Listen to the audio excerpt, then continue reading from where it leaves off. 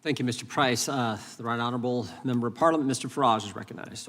Well, thank you very much indeed. Good morning, everybody. Thank you, Chairman Jordan, for inviting me here today. And it turns out, with news in the last 48 hours, to have been really rather timely.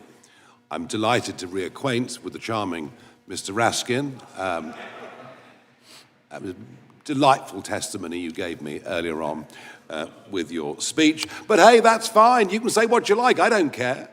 Because that's what free speech is. And in a sense, this has all been going wrong now for a couple of decades. We've kind of forgotten the Voltairean principles that we'll fight and defend to the death your right to say something that we fundamentally disagree with. That is the absolute foundation, if you think about it, of free speech, of democracy, of living in freedom. It's kind of why we fought 2 world wars at massive, massive cost to defend that very principle for ourselves and for many, many others around the country. And I first became worried about all this with cancel culture.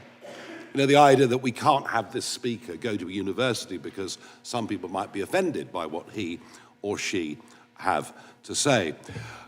It is important to note that there is not a parent in the United Kingdom, and I would guess it's the same for America too, that is not concerned about content their children as minors can find on the internet.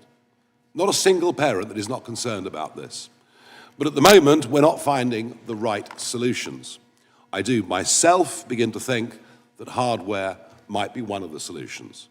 That laptops, that handsets could be programmed so that many, many apps and many, many services simply aren't available from these devices. But what we've done is to go down the legislative route. And it's extraordinary that, you know, I come from the land of Magna Carta. I come from the land that gave us the Mother of Parliaments, and it doesn't give me any great joy to be sitting in America and describing the really awful authoritarian situation that we have now sunk into. J.D. Vance did us all a service at the Munich Security Conference back in February this year. He really got this debate up and running, and it's a vital one. We've run on since then. The Online Safety Act was put in place by the last Conservative government. I don't doubt for a minute they're good intentions, but sometimes the road to hell is paved with those good intentions. And we are now where we are. We have a couple of very famous cases. We, of course, have Lucy Connolly, who put out an intemperate tweet after the savage murder of those 3 beautiful young girls, she herself, a mother who had lost a child. It was intemperate, it was wrong, but she removed it. 3.5 hours later, sentenced to 31 months in prison. She's now out, having served 40% of the time. I wanted to bring her with me today as living proof of what can go wrong. Sadly, the restrictions that have been put on her banned her from making the trip, which is a very, very great shame.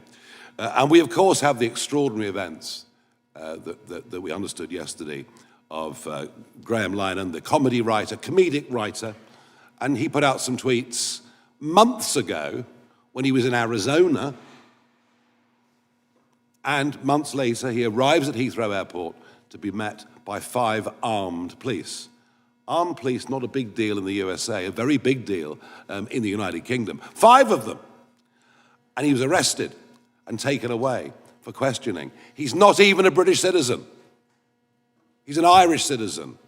This could happen to any American man or woman that goes to Heathrow that has said things online that the British government and British police don't like. It is a potentially big threat to tech bosses, to many, many others.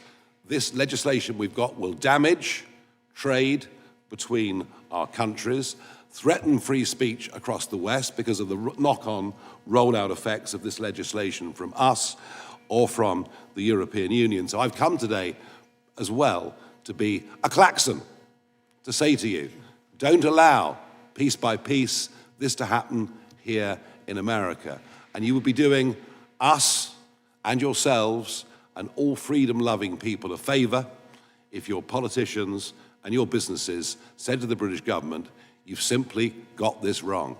At what point did we become North Korea? Well, I think the Irish comedy writer found that out 2 days ago at Heathrow Airport. This is a genuinely worrying, concerning, and shocking situation, and I thank you for the opportunity to come here today. Thank you, Mr. Well said. Thank you, Mr. Farage.